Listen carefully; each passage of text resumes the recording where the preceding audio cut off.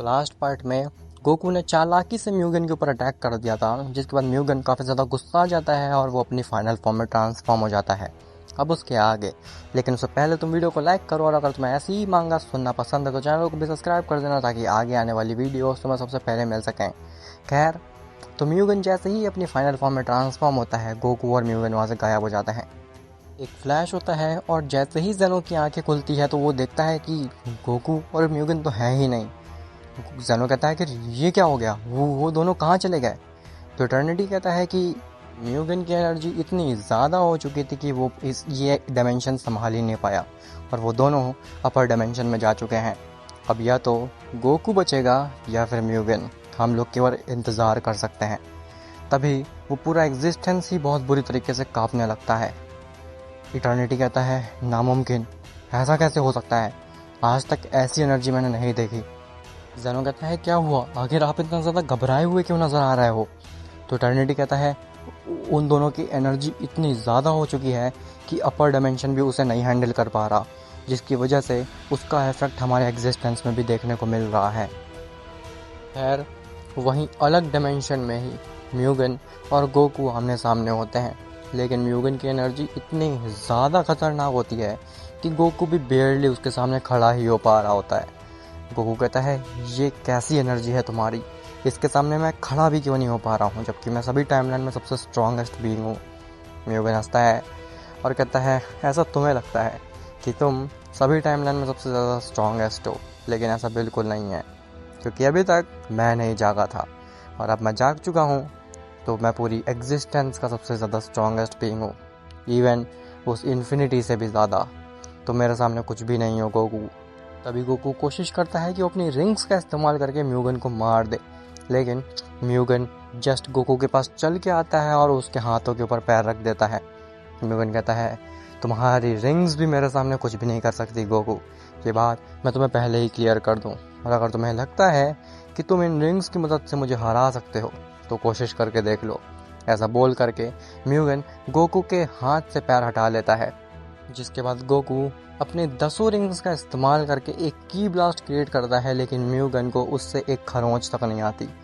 म्यूगन कहता है मैंने तुमसे पहले ही कहा था कि तुम्हारी 10 रिंग्स भी तुम्हें अब नहीं बचा सकती हैं मुझे, और ना ही वो सभी बीइंग तुम्हें बचा सकते हैं, यहाँ पे केवल मैं और तुम हो। जिसके बाद म्यूगन काफ़ी बुरी तरीके से गोकू को डोमिनेट कर देता है। गोकू एक उंगली तक नहीं उठा पाता है म्यूगन के ऊपर। म्यूगन इतना ज़्यादा पावरफुल हो चुका था कि गोकू भी उसके सामने एक बच्चा लग रहा था। म्यूगन गोकू को मान लो मार नहीं वाला था। म्यूगन की स्पीड और पावर इतनी ज़्यादा थी कि गोकू का चांस ही नहीं बनता था कि वो म्यूगन के सामने जीत पाए। गोकू ज़मीन में गिर जाता है। म्यूगन कहता है हाँ, तो अब तुम क्या करोगे, क्या तुम मेरे सामने गिड़गिड़ाओगे।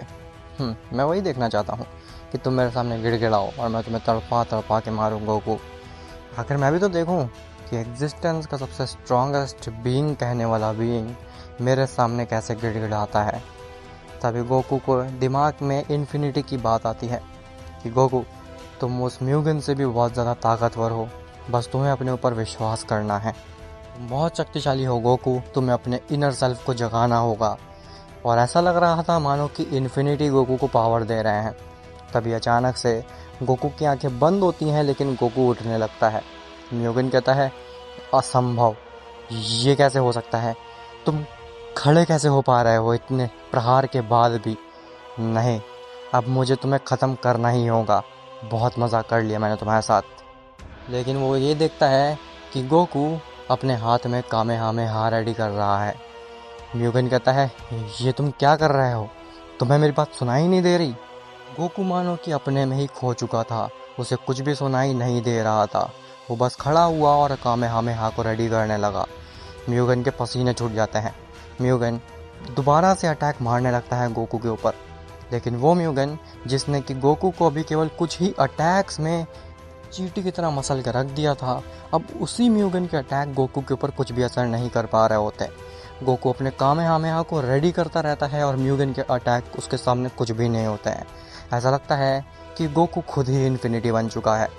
जिसके बाद गोकू के सर में इन्फिनिटी का साइन बन जाता है और जैसे ही गोकू अपनी आंखें खोलता है तो उसकी आंखें एकदम वाइट हो चुकी थी। म्यूगन कहता है ऐसा नहीं हो सकता, तुम अपने अंदर इन्फिनिटी को कैसे जगा सकते हो। गोकू बोलता है तुम्हें क्या लगा कि मैं एक आम सा बीइंग हूँ और तुम सबसे ज़्यादा शक्तिशाली हो सभी टाइमलाइन में और एक एग्जिस्टेंस में। अब मैं तुम्हें दिखाता हूँ कि असली इटर्नल बीइंग क्या कर सकता है। ऐसे बोलते हुए गोकू की आवाज़ ऐसी थी मानो कि उसके अंदर से इन्फिनिटी की भी आवाज़ आ रही हो। तभी गोकू अपना कामेहामेहा रिलीज़ करता है जो कि उस अपर डायमेंशन को भी ब्रेक कर देता है और वो इतना ज़्यादा खतरनाक होता है कि म्यूगन ऑन द स्पॉट ही इरेज हो जाता है। जिसके बाद गोकू दोबारा से थर्ड डायमेंशन में आ जाता है और वो देखने में ऐसा लग रहा होता है मानो कि वो खुद ही इन्फिनिटी बन गया हो। ज़ेनो, इटर्निटी, वजीटा और सभी लोग उसे देख करके दंग रह जाते हैं। गोकू इतना ज़्यादा अट्रैक्टिव लग रहा होता है और पावरफुल लग रहा होता है मानो कि वो पूरे एग्जिस्टेंस अभी अपनी एक चुटकी में ही ख़त्म कर देगा। ज़ेनो कहता है अद्भुत, ऐसी एनर्जी और ऐसी प्योर पावर मैंने आज तक किसी भी बीइंग के पास सेंस नहीं करी है। तुम अद्भुत हो गोकू। गोकू कहता है आप सब ने मुझे जो भी दिया, मैं यहाँ पे जो कुछ भी हूँ वो आप सबकी वजह से ही हूँ। ऐसा बोल करके गोकू वहाँ से एक फ्लैश की तरह गायब हो जाता है। खैर ज़ेनो, वजीटा, गुहानो सभी अपने मल्टीवर्स में जाते हैं। इटर्निटी दोबारा से ठान लेता है कि अब वो एग्जिस्टेंस के ऊपर कुछ भी गलत काम नहीं करेगा और वो टाइम लाइन्स को सही से संभालेगा। और अगर वो कुछ चाहे भी तो नहीं कर सकता है क्योंकि गोकू ऑलरेडी इतना पावरफुल बन चुका है कि वो अपने एक स्नैप में ही इटर्निटी को ख़त्म कर दे। गोकू पूरी एग्जिस्टेंस को अपने एक मुट्ठी में कर लेता है। इवन गोकू इन्फिनिटी के लेवल पे पहुंच चुका होता है। गोकू इन्फिनिटी जितना पावरफुल भी बन चुका होता है। गोकू इन्फिनिटी के पास पहुंचता है और इन्फिनिटी कहता है गोकू से कि मैंने तुमसे कहा था गोकू, तुम्हारे अंदर वो हिडन पोटेंशियल है जिसको तुम बाहर निकाल सकते हो अगर तुम अपने ऊपर विश्वास कर लो तो, और आज तुमने वो करके ही दिखाया है। मुझे उम्मीद थी कि अगर उस म्यूगन को कोई रोक सकता है तो वो तुम ही हो। तुम्हारे अलावा और कोई भी एग्जिस्टेंस में ऐसा बीइंग नहीं है जो कि ऐसा कारनामा करके दिखा सके। खैर गोकू, अब क्योंकि तुम मेरे लेवल पे आ चुके हो, तुम मेरे जितने पावरफुल बन चुके हो, तो फिर मैं तुम्हें एक और जिम्मेदारी देता हूँ। गोकू कहता है कैसी जिम्मेदारी आखिर? तो इन्फिनिटी बताता है कि मैं तुम्हें आज सच बता ही देता हूँ। गोकू, जिस एग्जिस्टेंस के ऊपर तुम राज करते थे वो असली एग्जिस्टेंस का 0.1% भी नहीं है। मैं पूरे एग्जिस्टेंस का रूलर हूँ, तुम केवल 0.1% ऑफ एग्जिस्टेंस के रूलर थे।